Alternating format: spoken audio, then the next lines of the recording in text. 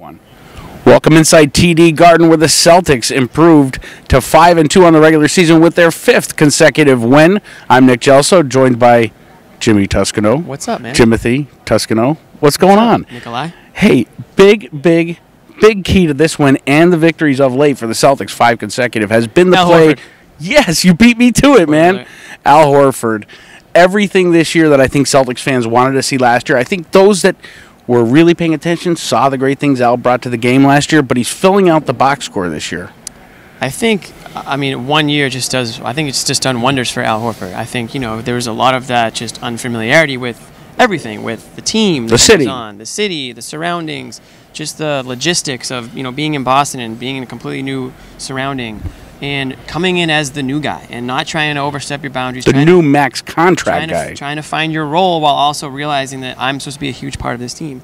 And now flash forward to today, and he's, a huge part of this team, but he's got a year under his belt. And I think he's kind of had to take in a little bit more, not to say he wasn't in a leadership role last year, because I think he was, but I think this year even more so because he is now the star player who has a year under his belt, unlike KYRIE and unlike Gordon Hayward, who's not playing anyways now. But he's got to take on that role of sort of the anchor on both ends of the court, and he's done that. And he, admitted after the game that his role is completely different this year than it was last year, and I think he's really thriving in it. There's no question he is. I mean, seeing double-double tonight. 12-12, I think, or 12-10, somewhere around there. How much is KYRIE impacting Al Horford's game? It seems to me 14-13. 14-13. I was way off, but I'm glad you found it, man. Nice. Instead of getting me corrected in the comments. Cool. Yeah, but Al Horford. I mean, KYRIE Irving. Talk about KYRIE's impact on Al's game. Yeah, it's give and take. They make each other better. They're like a happy couple. You know, like they work off of each other. They finish each other's sentences. And they've come together a lot sooner than I think a lot of maybe other pairs of superstar players would, because I think a lot of it has to do with Al Horford's adaptability and ability to play essentially almost 5 positions out there in the court. He's got a mind to play those positions, almost kind of like LeBron does, and LeBron can play all those positions.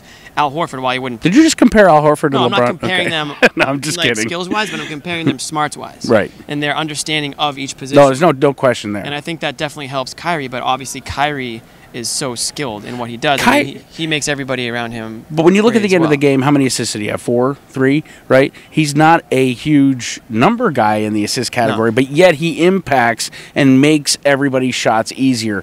We saw because he commands so much attention. He made, he's one of the best ball handlers in the NBA. Let's be honest. By far, yeah. He's getting himself open in certain ways, and other people are being left open. As he's blowing by the number one, defender number 1, right? Defender number 2 has to commit, and that leaves, Al Horford or whoever it may be. And the key is knocking down the shots then. But back to KYRIE, one more spot on KYRIE here. He's playing defense, dude. Has he bought in? I mean, this is the 3rd consecutive game where he's had two or more steals and a block. He seems to be everywhere he needs to be defensively. In the first 2 games of the season, he was getting consistently beaten, and it looked like an effort thing. Well, the effort is now there. Yeah, I don't.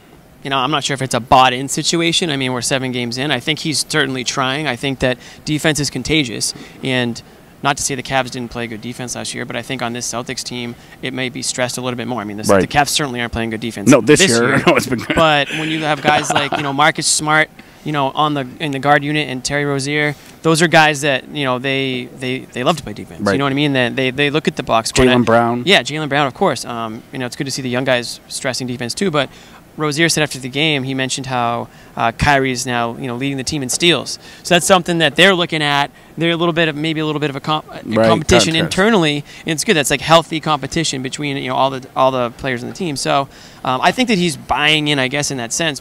Although I'm not really sure he ever wasn't buying in. I just think that it takes time. It just takes time to get used to the sets, the rotations. He's on a completely new team.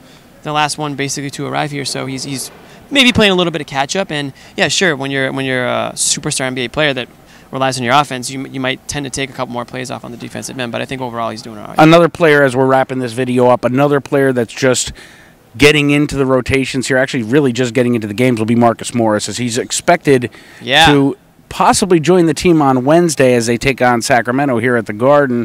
What does Morris bring to this lineup? So much. Jimmy, Toscano, tell us. He brings versatility. He brings, a two-way presence. He brings toughness and Yep. an attitude. He's a guy you don't want to mess with. You don't want to come across, on the court. Probably don't want to come across him off the court. Oh, no. Allegedly. Allegedly. But I just think he's a guy that he's going to bring attitude to this team. Yep. I think he's just what they want. I think they lost a little bit of that edge, that toughness last year, but I think he brings some of it back. Him and Baines, for sure. Yeah. Oh yeah. Bash Brothers, I think. Future Bash Brothers. We'll be back here Wednesday night as the Celtics will take on the Sacramento Kings and look for their sixth consecutive win. I'm Nick Gelso, CLNS Media Celtics blog. He's Jimothy Toscano, right. Jimmy Toscano. We'll be back here at the Garden on Wednesday night. Peace.